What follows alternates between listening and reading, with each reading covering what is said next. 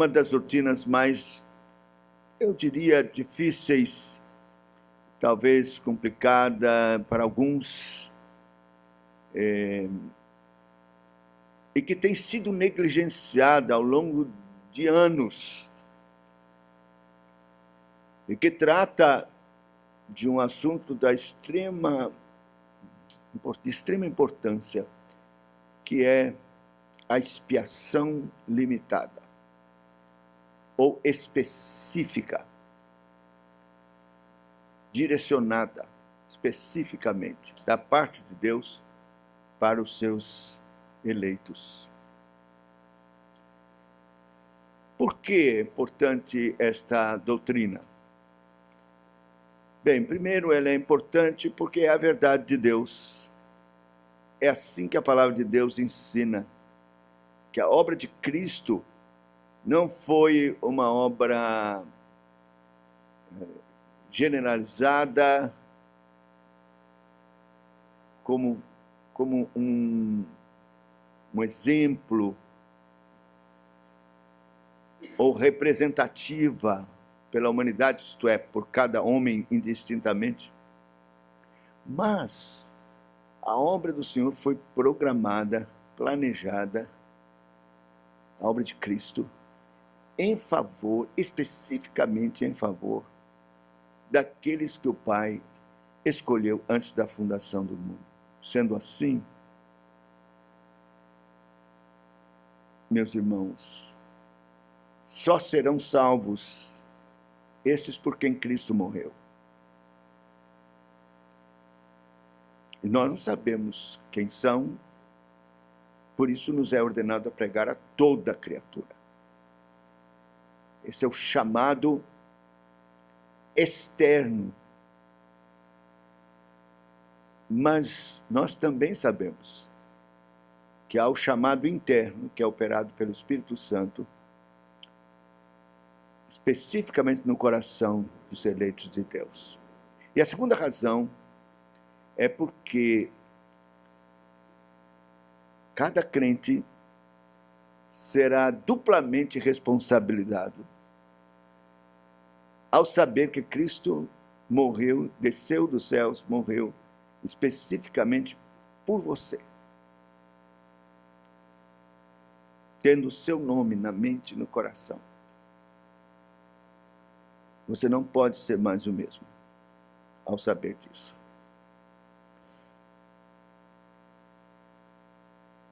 Eu, pelo menos, quando descobri isso, foi uma revolução muito grande na minha vida espiritual.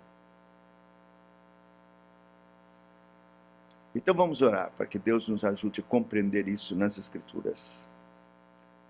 Bendito Deus, nosso Pai. Esse é um momento importante da pregação da Tua Palavra, instrução da verdade, conforme ela é em Cristo Jesus. E nós rogamos que o Teu Espírito Santo, que nos guia a toda a verdade, faça isso agora, abrindo o nosso entendimento para compreender a Tua Palavra, aceitar como ela é, a verdade como ela é, e que, Senhor, todo pensamento humano contrário seja trazido cativo à obediência de Cristo. E a Tua Palavra reine soberanamente nas nossas mentes, no nosso coração. E possa operar aquilo para o qual o Senhor a designou, transformando nossa vida e fazendo-nos, ó Deus, aquilo que o Senhor planejou e decretou antes da fundação do mundo. Pedimos assim, em nome do Senhor Jesus. Amém. Os teólogos afirmam que na eternidade, quando nada havia, nem anjos, nem coisa alguma criada, nada, apenas a Trindade, Deus Pai, Deus Filho, Deus Espírito Santo, houve uma reunião que é chamada de pacto eterno pelos teólogos. Um pacto, uma aliança, um acordo na eternidade, entre as pessoas da Trindade.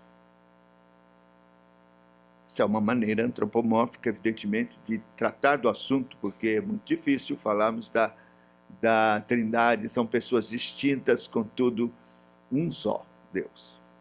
Mas o Pai teria dito: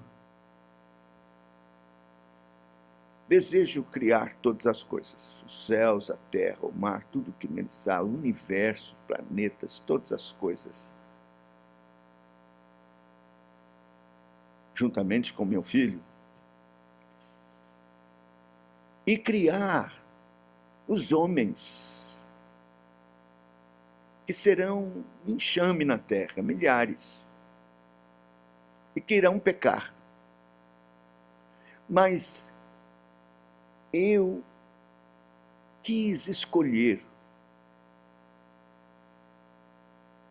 um povo, grandes e pequenos, que serão espalhados em toda a parte da terra,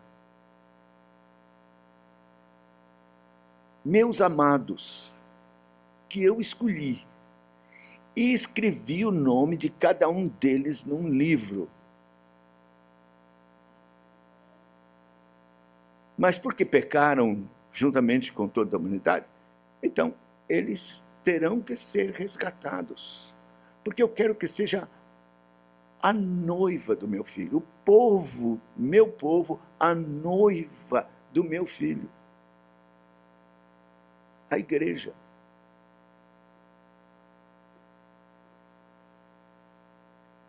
Por isso, eu designei, escolhi meu filho para que seja o Redentor. Imediatamente o filho se apresenta nesta reunião na eternidade e diz: meu pai, eu irei e derramarei meu sangue por propiciação pelos pecados deste povo que o Senhor escolheu e que será minha noiva. Então o pai solenemente entrega o livro para ele. Ele toma esse livro nas mãos e naquele momento ele morre. O sangue dele é derramado, de tal forma que o livro passa a se chamar Livro da Vida do Cordeiro.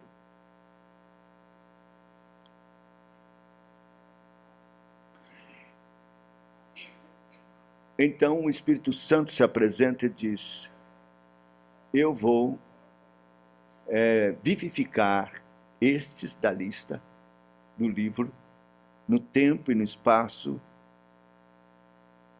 aplicar todos os recursos daquilo que o Filho fez em favor deles. Portanto, justificá-los, adotá-los, santificá-los. E vou sustentar a fé, que também vou dar a eles, em perseverança até o fim, até que sejam glorificados. Bem, então esse acordo, as pessoas perguntam: será que tem isso na Bíblia? A gente pode encontrar isto nas Escrituras? E é isso que nós vamos ver agora. Vamos começar com Apocalipse, no capítulo de número 13.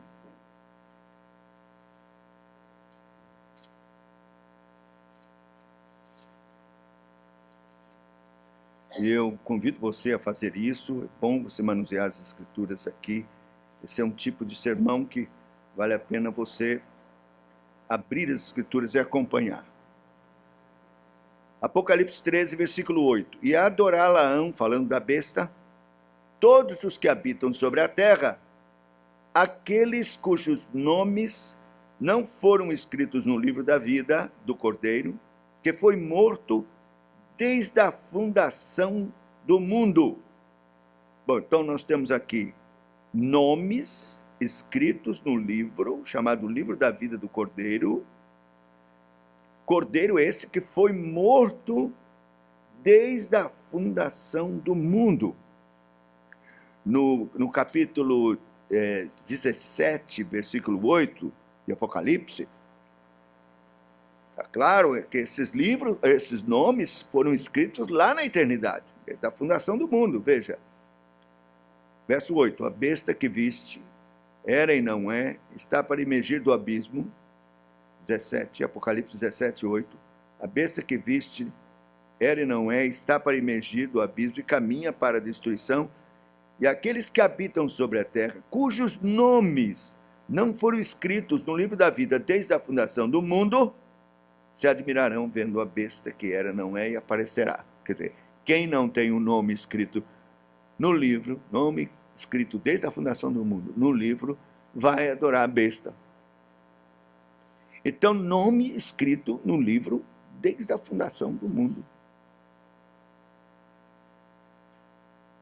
Livro da vida do Cordeiro. E sobre essa questão de que Cristo morreu lá na eternidade, é claro, se efetivou isto na eternidade, foi conhecido na eternidade, mas manifestado, claro, no tempo próprio. Melhor em primeira epístola de Pedro, no capítulo de número 1, a partir do verso de número 18, diz assim: sabendo que não foi mediante coisas corruptíveis como prata ou ouro que fostes resgatados do vosso fútil procedimento que vossos pais vos legaram, mas pelo precioso sangue, como de cordeiro, sem defeito, sem mácula, o sangue de Cristo, presta atenção, conhecido com efeito antes da fundação do mundo, porém manifestado no fim dos tempos por amor de vós. Veja, o sangue foi conhecido antes da fundação do mundo e manifestado no fim dos tempos por amor de vós. O fim dos tempos começou exatamente com a vinda, a primeira vinda do Senhor Jesus Cristo. Vocês lembram que o apóstolo Pedro, no Pentecostes, fala que a profecia de Joel, que era uma promessa do Espírito Santo, que seria derramado nos últimos tempos, ele diz, é agora os últimos tempos. Então foi inaugurado no Pentecostes. E Cristo tinha morrido. Então seu sangue foi manifestado ali nesse início dos últimos tempos, que nós fazemos parte, esta última era. Final dos tempos. Mas talvez a pergunta mais agora específica seja se o Senhor Jesus esteve aqui para realizar esta obra, deixou alguma pista de que veio por causa desta reunião na eternidade, especificamente em favor dos eleitos? Ele deixa claro isso? Sim. Vamos abrir em João, no capítulo de número 6. A partir do verso de número 37, nós lemos João 6,37. Todo aquele que o Pai me dá, esse virá a mim, e o que vem a mim, de modo nenhum o lançarei fora, porque eu desci do céu, não para fazer a minha própria vontade, e sim a vontade daquele que me enviou. E a vontade de quem me enviou é esta, que nenhum eu perca de todos os que me deu. Pelo contrário, eu ressuscitarei no último dia. Preste atenção nesse último verso especialmente. Eu desci não para fazer a minha vontade, mas a vontade daquele que me enviou. 38. 39. E a vontade de quem me enviou é esta, que nenhum eu perca de todos os que me deu. Então ele está se referindo ao momento lá na eternidade, quando o Pai entrega solenemente o livro com os nomes de todos os eleitos. Alguém disse, não, ele deve estar falando dos discípulos que o Pai lhe deu. Se ele está falando dos discípulos, então só os discípulos vão ressuscitar no último dia, porque ele diz assim, pelo contrário, eu o ressuscitarei no último dia. Não, ele está falando dos eleitos, todos, que o Pai entregou a ele. E é a vontade do Pai que eles sejam redimidos, resgatados. E o Senhor Jesus está dizendo, o Pai me entregou. É a vontade deles que eu não perca nenhum destes que o Pai me deu. Pelo contrário, eu ressuscitarei no último dia. No verso de número 65, diz assim, e prosseguiu, no capítulo 6 ainda, prosseguiu, por causa disto é que vos tenho dito, ninguém poderá vir a mim, se pelo Pai não lhe for concedido. Então veja que o autor da salvação, a origem da salvação está na eleição do Pai na eternidade. E só estes é que de fato irão a Cristo. É o Pai quem concede que estes seus amados eleitos possam ir a Cristo. E eles é que irão. No capítulo 8, ainda de João, no verso de número 47,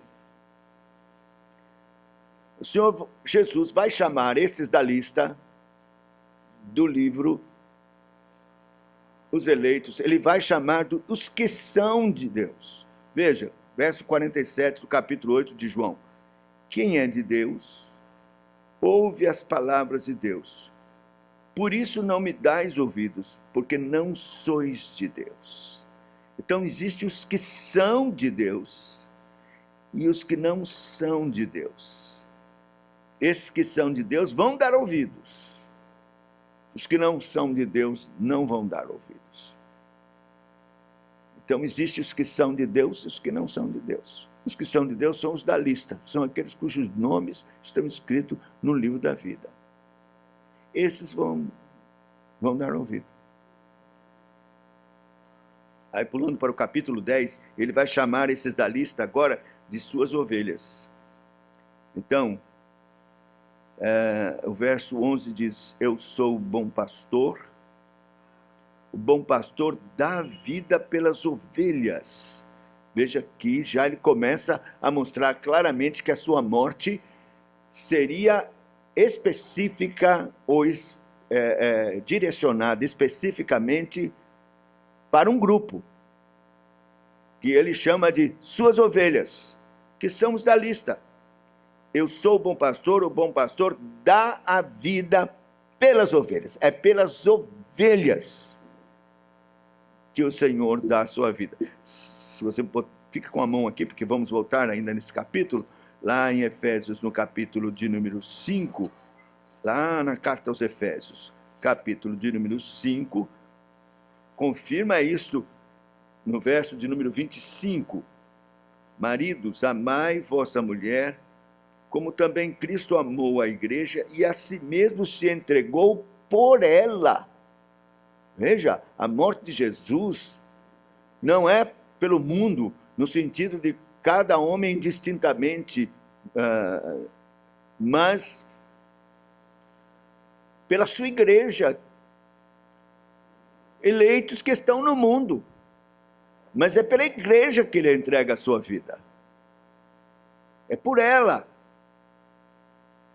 Voltando aqui no capítulo 10,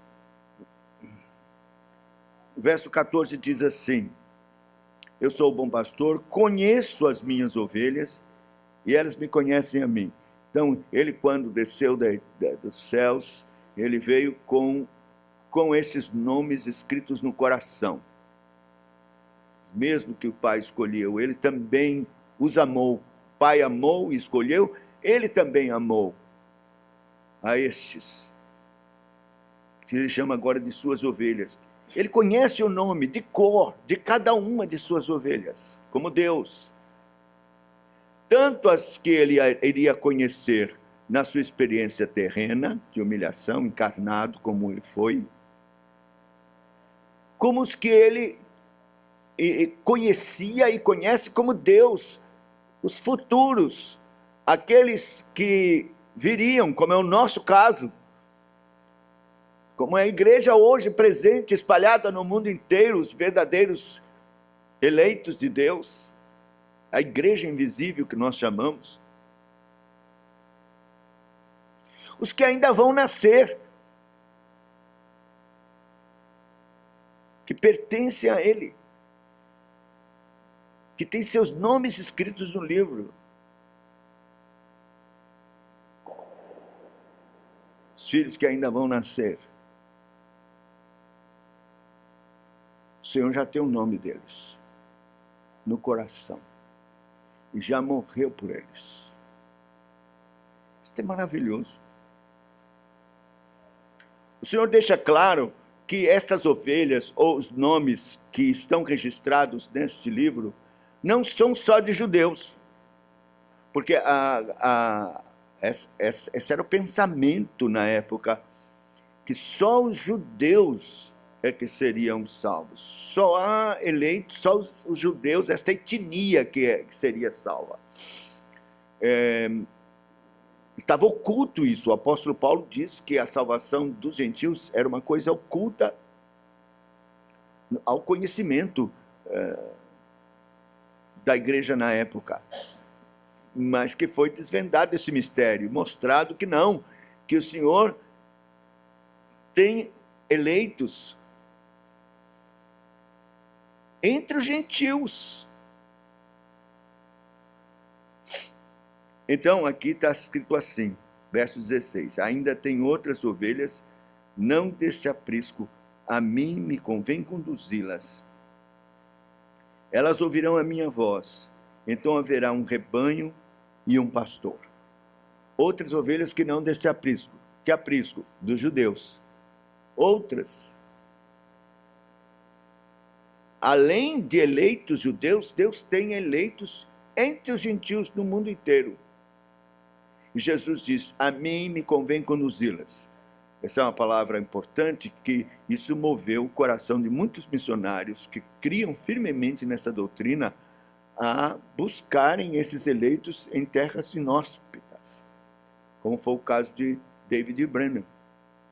Também de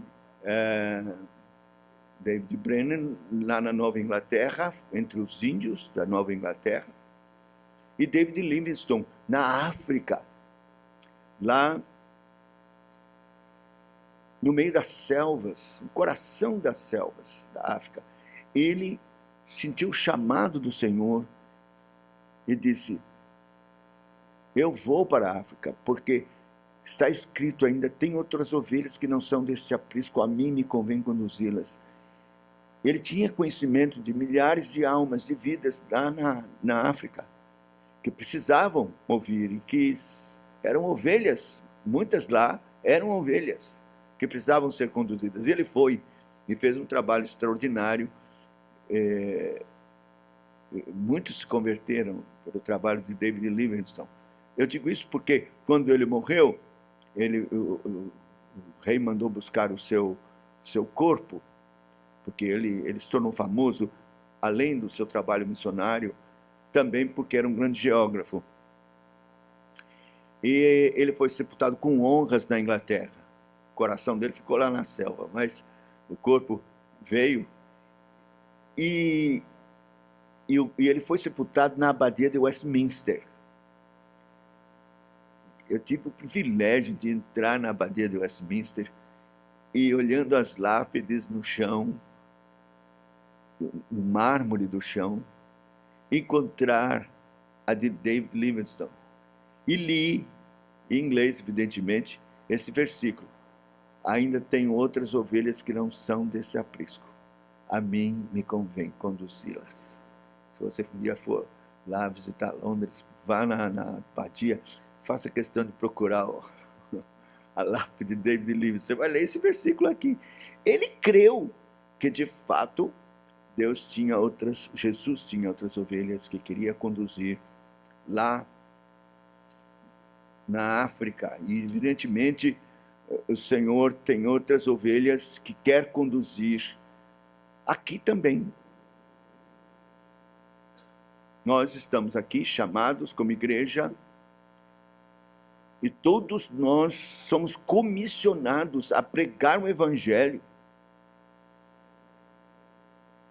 No nosso relacionamento, na nossa cidade, onde formos, porque há ovelhas tresmalhadas, ovelhas de Cristo que estão aí. E ele disse: a mim me convém conduzi-las. Mas como ele fará isso? Através de nós.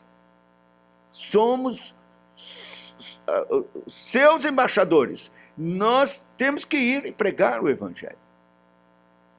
Evidentemente que às vezes acontece de forma inusitada isso, né? Eu já contei isso aqui, mas vou contar novamente. Quando eu estava na Barra, nós plantamos aquela igreja. Então, difícil evangelizar. Eu saía pela rua e, além de distribuir folhetos, eu decidi orar pelos prédios, que era um portão eletrônico, é difícil você conseguir entrar. Como vou evangelizar essas pessoas? Como? E eu então orava, parava na rua e orava pelos prédios, sem estardalhaço ali, assim, orando. Uma mulher passou assim e disse: o senhor está fazendo o quê? Procurando disco voador, é?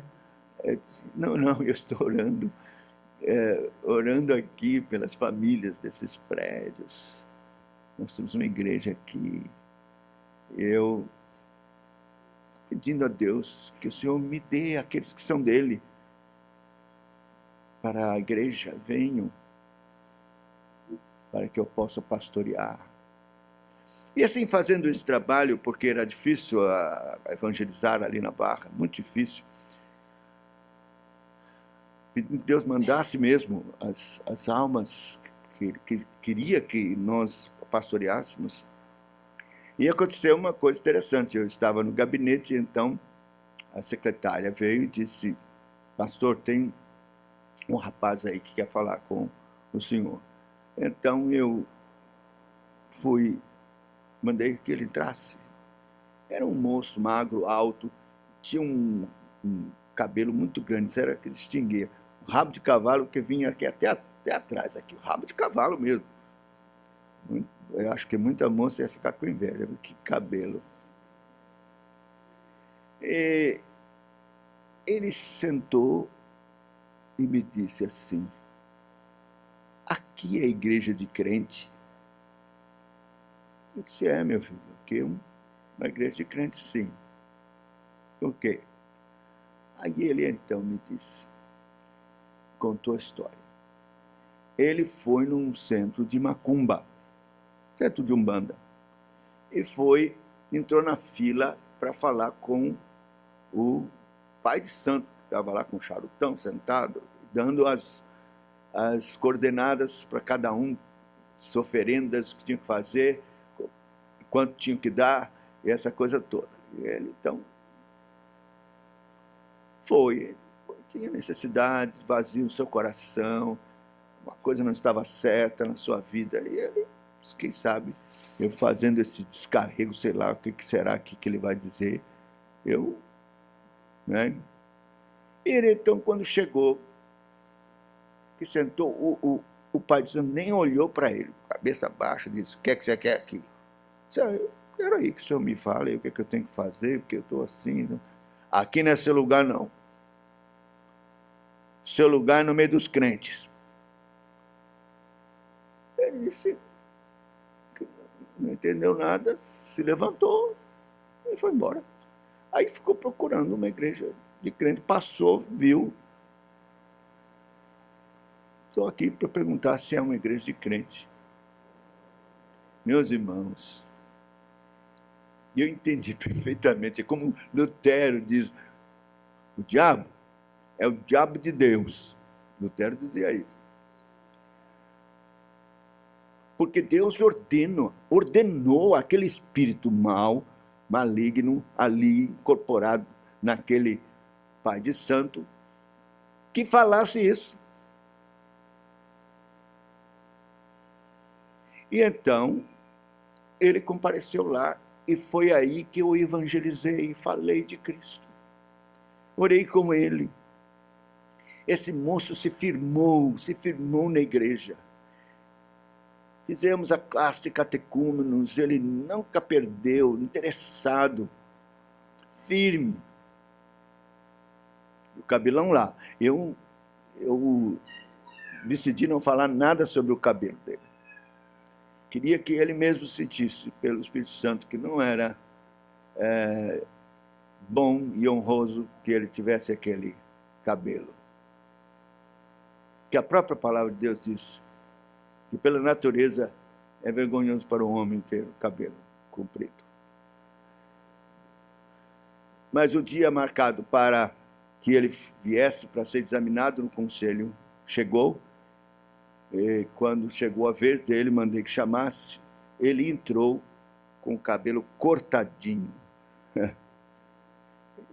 Só, rapaz, você cortou o cabelo, como foi isso? Eu vi que não era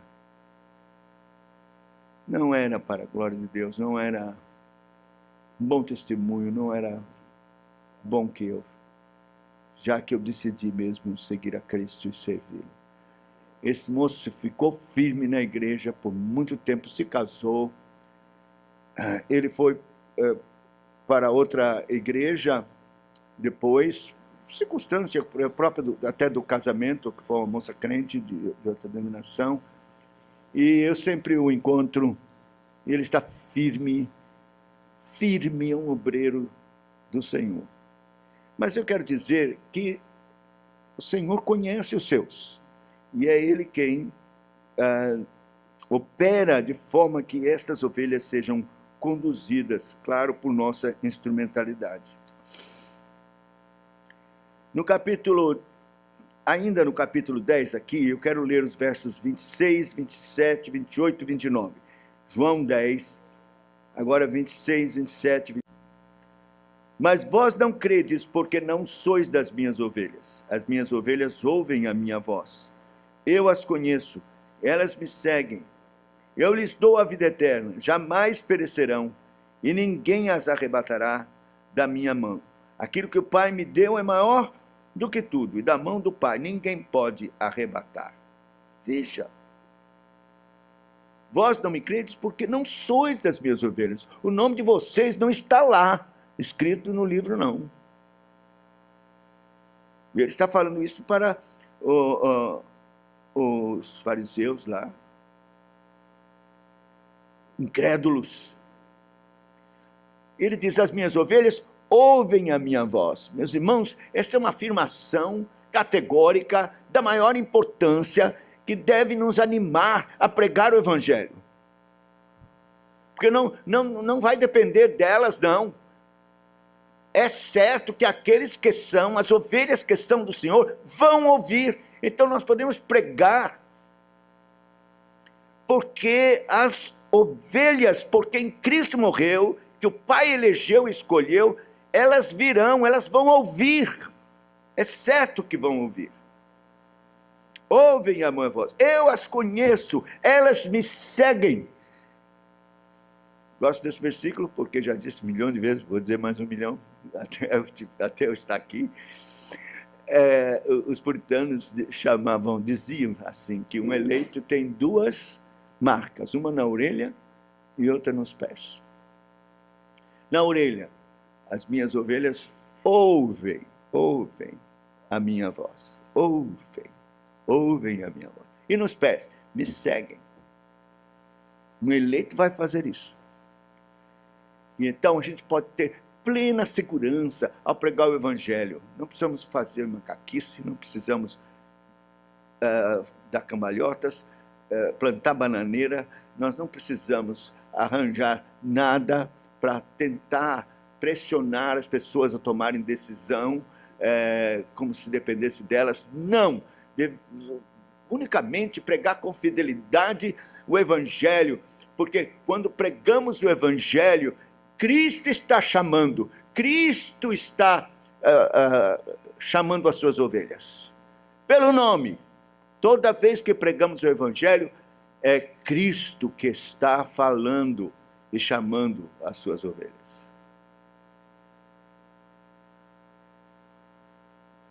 Aliás, isso é o que está escrito lá em Romanos, no capítulo 10. É muito importante a gente firmar essas coisas, porque a igreja hoje está perdendo a sua confiança no poder do Evangelho.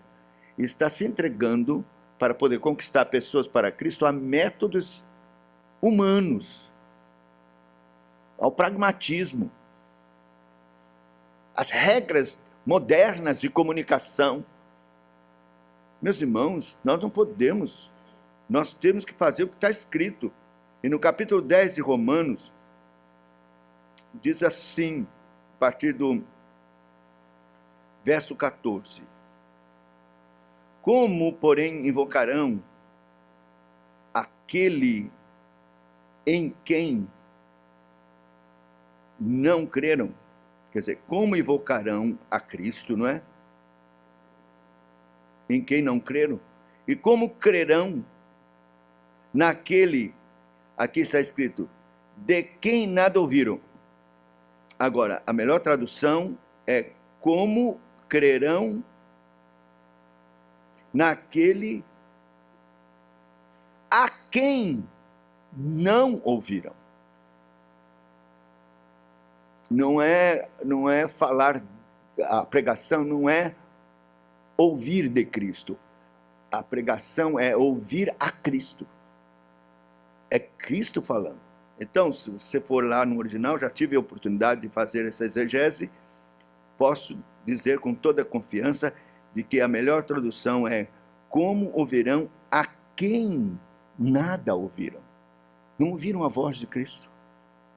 Meus irmãos, e não vão ouvir se não pregarmos o Evangelho. Quando pregamos o Evangelho, os pecadores vão ouvir a voz de Cristo. Quer dizer, evidentemente, os que são de Deus. Eles vão ouvir. No capítulo 11, voltando para João, a partir do verso 47, nós temos então aqui o Senhor vai chamar os da lista de filhos dispersos. Veja, então os principais sacerdotes e os fariseus convocaram o sinédrio e disseram: que estamos fazendo, uma vez que este homem opera muitos sinais? Se o deixarmos assim, todos crerão nele.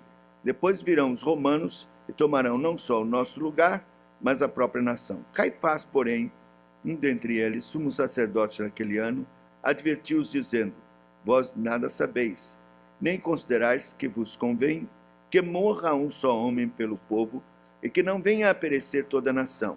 Ora, ele não disse isso de si mesmo, mas sendo sumo sacerdote naquele ano, profetizou que Jesus estava para morrer pela nação. E não somente pela nação, mas também para reunir em um só corpo os filhos de Deus que andam dispersos. Vejam, o evangelista está explicando aqui a profecia de Caifás. Caifás, porque era sumo sacerdote, ele foi tomado pelo Espírito Santo e declarou que um teria que morrer pela nação.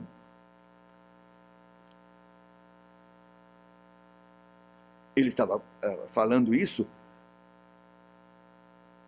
e geralmente as pessoas pensam, bom, pela nação de Israel, dos judeus, que é o que naturalmente as pessoas pensam quando nós lemos na Bíblia que Cristo morreria pelo seu povo.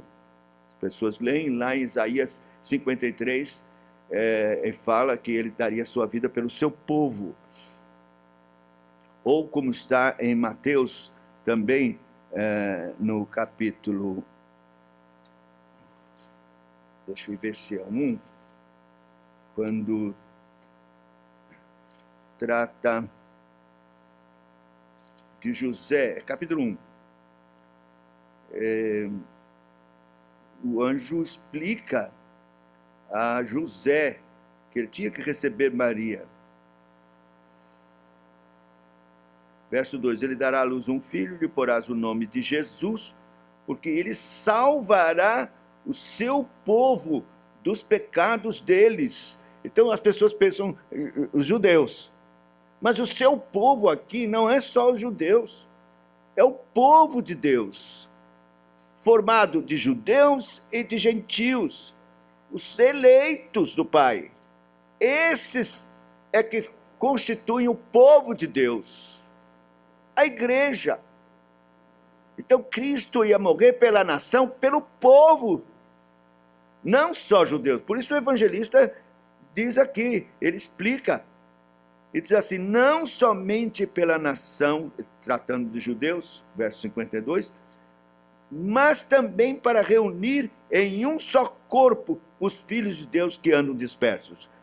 João 11, 52. Reunir em um só corpo os filhos de Deus que andam dispersos. Meus irmãos, quer dizer que há filhos de Deus que estão aí dispersos. A gente fica olhando, as pessoas não querem nada com Deus. Essas festas idólatras e pagãs de São João, quadrilhas, e o pessoal lá traz o forró, eles querem essas coisas. Às vezes passa na televisão, a gente vê aquele pessoal assim, meu Deus, onde está, não querem nada com Cristo, mas tem filhos de Deus lá. Está lá no meio da quadrilha do São João, está lá no candomblé, diabo dominando a vida, rodando, dando santo, está lá. Filho de Deus. É claro, eles não são efetivamente enquanto não se converterem. Mas são filhos de Deus dispersos, que estão tresmalhados, ovelhas tresmalhadas no mundo, e que precisam ouvir a voz do pastor. E no momento em que ouvir, virão.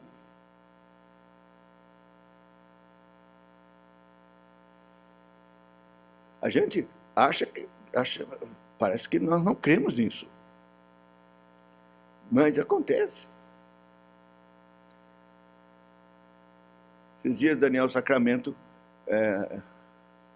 encontrou com uma pessoa, não sei se em que lugar, e a pessoa o reconheceu, porque nós tínhamos um programa de televisão. Daniel era o apresentador e eu pregava. Durante mais de 10 anos tivemos o programa Grande Momento. E ele, então, abordou Daniel e disse, rapaz, cadê o programa e tal? Olha, você não sabe o que aconteceu. Quer dizer, eu hoje sou crente, pastor, lá da comunidade, e foi por causa do programa que a nossa casa foi salva. Minha mãe era mãe de santo. E aí, eu via todo sábado minha mãe assistir o programa. Eu até achava estranho, negócio de crente, e minha mãe assistindo o programa. Um dia, eu vi minha mãe ajoelhada junto com o pastor, porque eu me ajoelhava em certo momento, depois da mensagem, para orar, e ela se ajoelhou em frente à televisão. E ali, Deus operou sua vida, entregou sua vida a Cristo.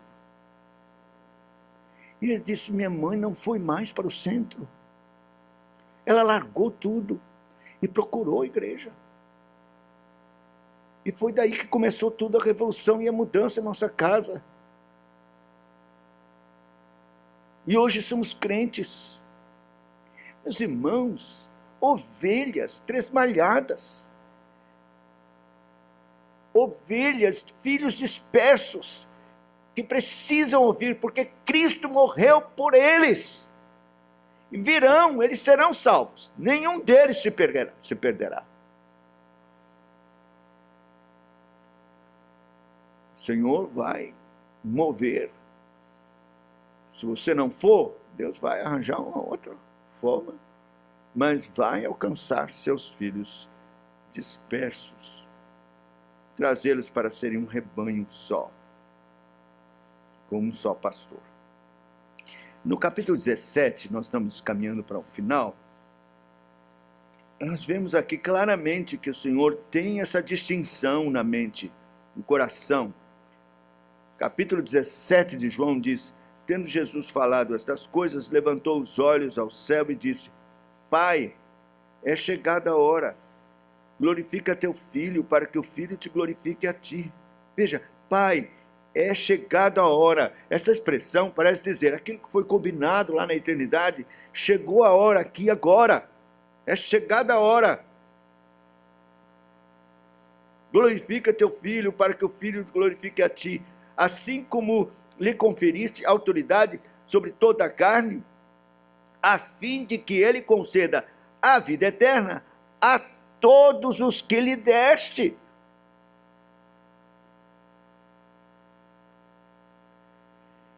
Então ele tem autoridade sobre toda a carne, mas para dar a vida eterna somente aos que o Pai lhe deu, lá.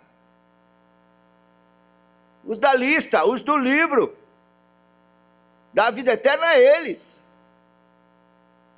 A todos os que lhe deste. E a vida eterna é essa, que conheçam a ti, o único Deus verdadeiro, e a Jesus Cristo a quem enviaste. Veja que no verso 9, aqui dá para entender bem a questão do significado da palavra mundo. Veja, diz assim o verso 9. É por eles, os que me deste, é por eles que eu rogo. Não rogo pelo mundo, mas por aqueles que me deste, porque são teus. Veja, o Senhor diz: eu não tenho nada, senão juízo para os demais. Minha oração é exclusivamente em favor daqueles que me deste, por quem eu vou morrer. É por eles que eu rogo, não é pelo mundo. É importante isso, porque você talvez fique com dificuldade com o versículo, porque Deus amou o mundo de tal maneira que deu o seu Filho unigênito, para que todo aquele que nele crê não pereça, mas tenha a vida eterna. Então você pensa, Deus amou o mundo. Mas aí eu pergunto, como é que você vai entender essa palavra, o significado da palavra mundo, que Deus amou o mundo, quando Jesus diz, não rogo pelo mundo, mas por aqueles que me deste?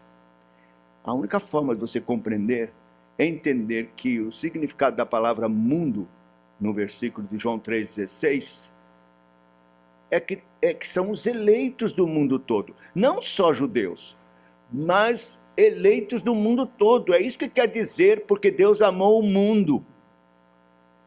Não só judeus, mas eleitos do mundo todo. Mas não cada pessoa indistintamente no mundo. Não, porque Jesus disse, não rogo pelo mundo, mas por aqueles que me deste. Então, meus irmãos, o amor salvífico de Deus não é pelo mundo, no sentido de cada pessoa indistintamente existente no mundo, mas em favor, o amor dele de redenção é em favor dos eleitos, daqueles que o Pai amou, escolheu, separou antes da fundação do mundo. Então, o que vai acontecer? Nós vamos pregar e muitos não vão crer de jeito nenhum, porque não são objetos, não foram objetos do amor do Pai.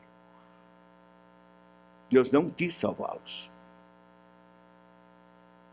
E não há absolutamente injustiça nisso, de forma alguma. Porque Deus tem a prerrogativa e o direito de salvar a quem quer. todos já haviam se perdido, e a uma se fizeram inúteis, e já estavam condenados e mortos. Já receberam o salário que combinaram com o Senhor. Mas Deus quis não destruir a todos, mas escolher um povo para si. Ele não faz injustiça alguma. Ele usa uma prerrogativa que é dele, como Deus, de fazer o que quer das suas criaturas. Ele quis salvar um povo. Mas, meus irmãos, o que eu acho mais extraordinário vem agora. Se você abrir em Isaías 53,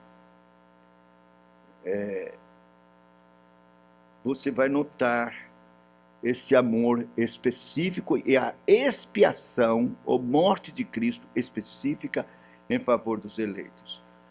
Ele começa assim, dizendo no verso 8, por juízo opressor foi arrebatado de sua linhagem, quem dela cogitou, porquanto foi cortado da terra dos viventes, por causa da transgressão do meu povo foi ele ferido. Não só judeus, o povo de Deus. O povo escolhido de Deus. Ele foi ferido por causa da transgressão deste povo. Aí ele diz o seguinte, verso 11, ele verá o fruto do penoso trabalho da sua alma, quem? Cristo, né?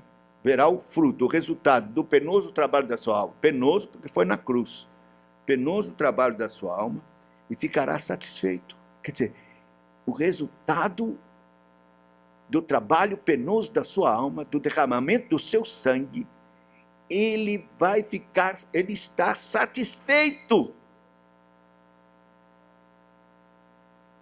O meu servo, o justo, com o seu conhecimento, justificará a muitos, porque as iniquidades deles, quer dizer, destes muitos, levará sobre si. Por isso lhe darei muitos como a sua parte, com os poderosos repartirá ele o despojo, porquanto derramou a sua alma na morte, foi contado com os transgressores, contudo levou sobre si o pecado de muitos, não é de todos, não é de toda a humanidade não, mas de muitos que são os eleitos. E pelos transgressores intercedeu. Meus irmãos, veja, John Owen, um puritano, escrevendo sobre por quem Cristo morreu, ele mostra claramente isto. Ele diz, vejam, o sangue de Cristo não foi derramado em vão. Nenhuma gota do sangue de Cristo foi derramada em vão. Vamos imaginar que, de fato, como pregam os arminianos, os outros que não creem nessa doutrina, que Cristo morreu por todos indistintamente. Então, você teria que chegar à conclusão de que a maioria por quem Cristo morreu não quis saber e não vai ser salva e vai para o inferno. Você acha que Cristo estaria satisfeito de pensar, derramei meu sangue por todos, indistintamente, todos os homens, mas só poucos verdadeiramente creram, só funcionou para poucos. A grande maioria, por quem eu derramei o sangue, não quiseram nada e foram para o inferno. Então, o sangue que eu derramei por eles foi em vão. Como é que Cristo poderia estar satisfeito? Mas o texto está dizendo, ele verá o resultado do trabalho penoso da sua alma e ficará satisfeito. Só há uma forma de entendermos que Cristo ficou aqui satisfeito. É que nenhuma gota do seu sangue foi derramada em vão.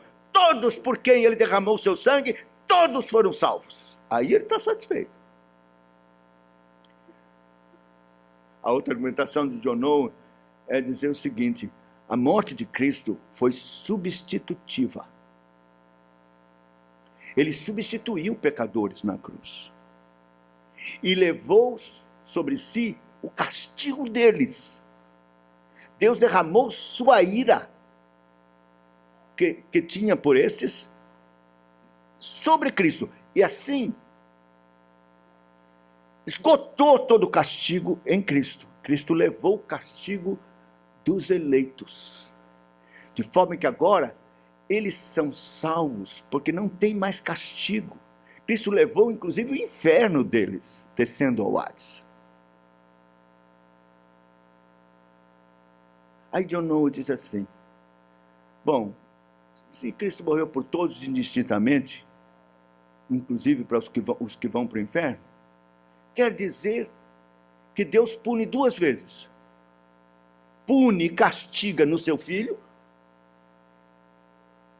e aí eles não aceitam, os homens não aceitam, pune outra vez no inferno. Não! Se Deus puniu na cruz, este esgotou o cálice da ira de Deus, Cristo, não sobrou castigo mais para estes por quem Cristo morreu. O castigo está reservado para os ímpios que não foram eleitos.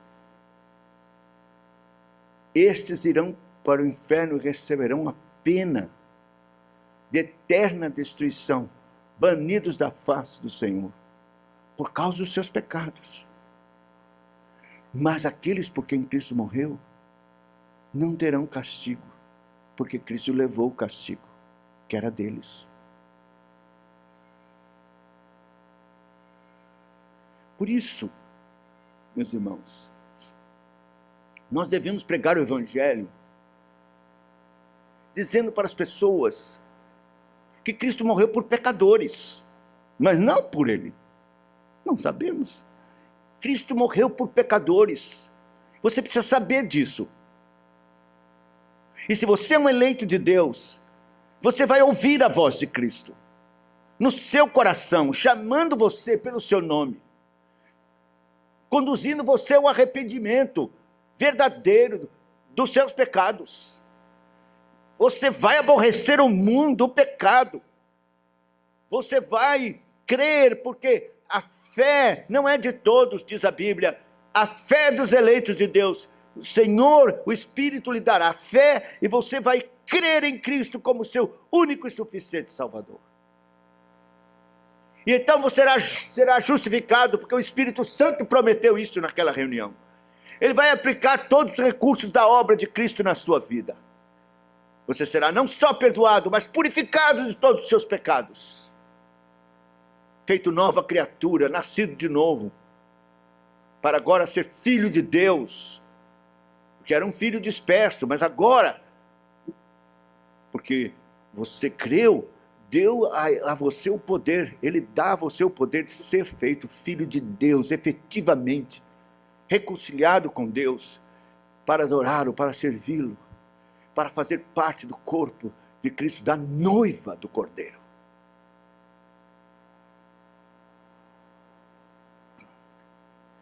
Cristo concluiu a sua obra. Veja Mateus, no capítulo 24, 25, espera um pouquinho, eu vou dizer já.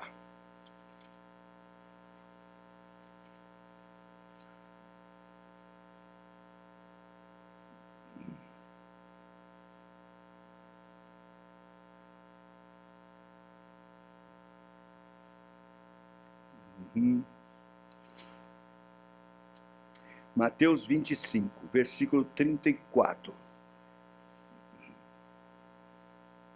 Então o Senhor naquele grande dia vai fazer o seguinte, verso 33, porá as ovelhas à sua direita, mas os cabritos à esquerda. Verso 34, então dirá o rei, Cristo, aos que estiverem à sua direita, vinde, benditos de meu Pai, entrai na posse do reino que vos está preparado desde a fundação do mundo. Está vendo? Concluiu o seu trabalho, terminou, vinde, benditos do meu Pai, que meu Pai escolheu e escreveu o nome no livro. Vinde, benditos de meu Pai, possuí por herança o reino que vos está preparado desde a fundação do mundo. É de vocês. Deus, o Pai, quis assim. E eu vim e efetivei a redenção de vocês. Agora, vinde, possuí o reino que vos está preparado desde a fundação do mundo. Em Hebreus, no capítulo 2, aqui nós temos uma cerimônia solene de apresentação,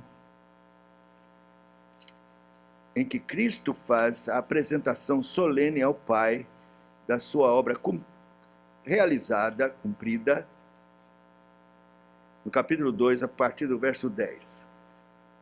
Hebreus.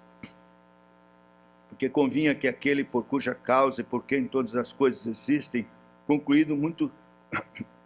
Porque convinha que aquele por cuja causa e por quem todas as coisas existem, conduzindo muitos filhos à glória, aperfeiçoasse por meio do sofrimento, de sofrimentos, o autor da salvação deles, que é Deus. Pois tanto o que santifica como os que são santificados, todos vêm de um só.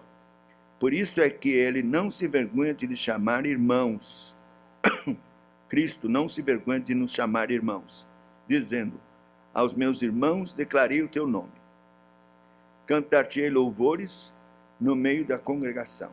E outra vez, eu porei nele a minha confiança.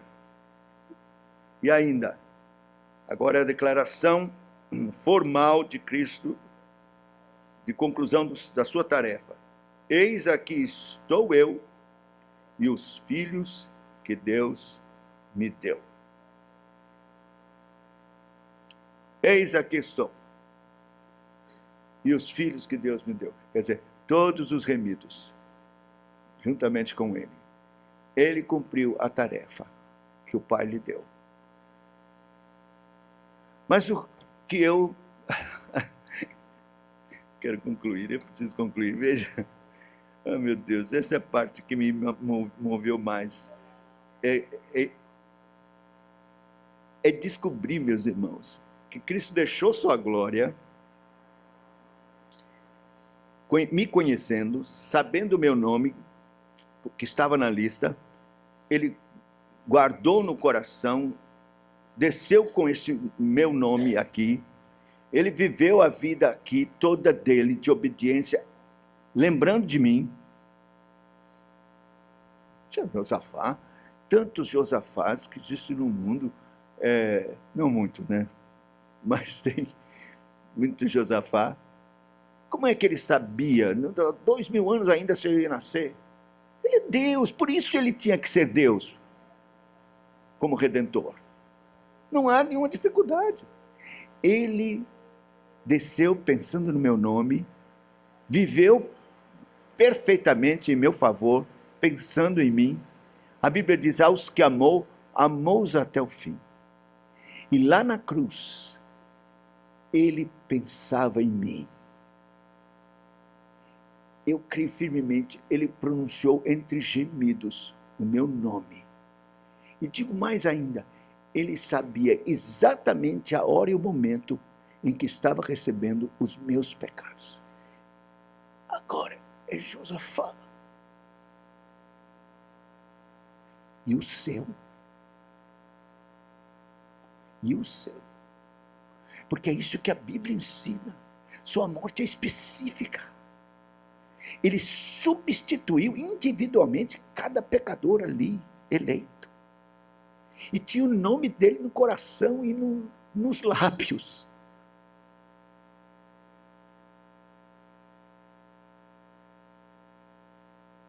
Como diz o velho corinho, pensava em mim, pensava em nós. Em Gálatas, no capítulo de número 2, versículo 19 a 20, nós lemos assim, porque eu, Gálatas 2, 19, porque eu, mediante a própria lei, morri para a lei, a fim de viver para Deus, estou crucificado com Cristo. Logo, já não sou eu quem vive, mas Cristo vive em mim. E esse viver que agora tenho na carne, vivo pela fé no Filho de Deus, que me amou e a si mesmo se entregou por mim.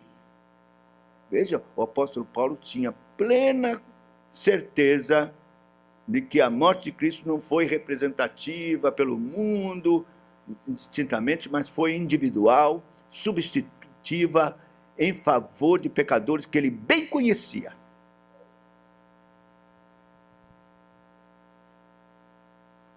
Então agora eu pergunto para você, que foi a pergunta que eu fiz mesmo para mim.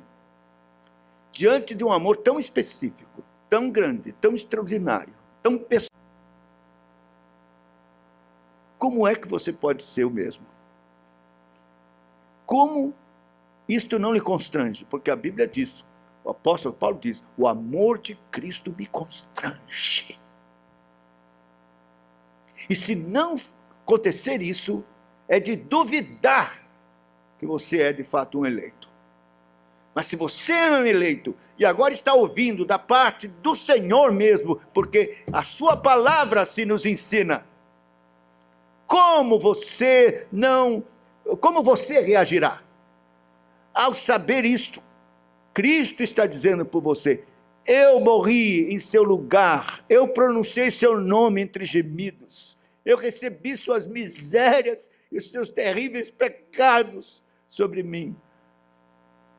Derramei meu sangue. Foi grande a minha dor. Em seu favor. Morri na cruz por ti. Que fazes tu por mim? Ah, meus irmãos, eu espero que o Espírito Santo faça o que eu não posso fazer. Sabe, é uma obra dele, só dele mesmo. Fazer com que a palavra que você está ouvindo agora, o conhecimento que você está tendo agora, a respeito dessa doutrina que tem sido negligenciada, e eu acho que é por isso que a igreja não tem respondido, sabe, efetivamente, com paixão por Cristo, e verdadeira consagração. Ele morreu por todos, e eu peguei uma ponga ali para mim, e fui salvo. Não. Ele morreu especificamente por você. E eu quero que você medite nisso, porque uma das práticas que os puritanos tinham era de meditação, que nós não temos, nós não sabemos o que é isso. Nós podemos fazer um exercício. Esta semana, tente lembrar desta mensagem. Medite. Na sua imaginação, pense em Cristo, pronunciando o seu nome entre gemidos na cruz, sabendo o momento exato em que estava recebendo as suas misérias, os seus pecados. Medite nisso e peça ao Senhor que Ele conceda a graça de viver de uma forma digna deste amor tão específico. Esta doutrina é para lhe trazer mais consagração, mais amor a Cristo, mais amor a Deus, mais dedicação a Ele, à sua igreja. Oh, que o Espírito Santo faça isso e nos ajude.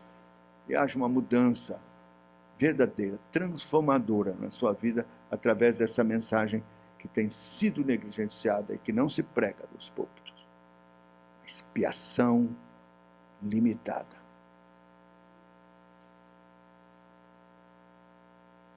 O Senhor tenha misericórdia e nos abençoe e nos ajude. Eu gostaria de cantar o Salmo 51. É um pouco grande, mas vamos cantar. O pessoal está lá no São João, não está nem aí com o horário, né? Nós estamos ouvindo essas grandes verdades tão profundas, tocantes, chocantes verdades do amor de Deus. Vamos cantar.